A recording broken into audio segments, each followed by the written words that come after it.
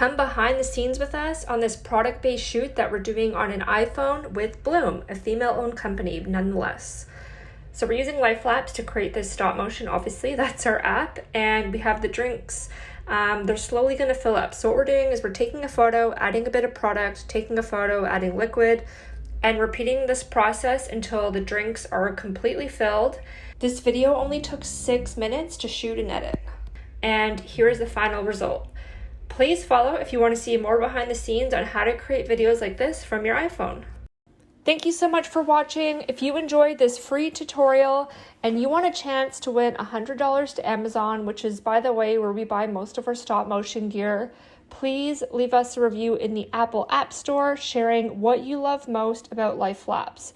These reviews help us out a lot, and we select a winner each month to get $100 USD to Amazon. All you have to do is go to the Apple App Store, search Life Lapse, scroll down, and then click write a review.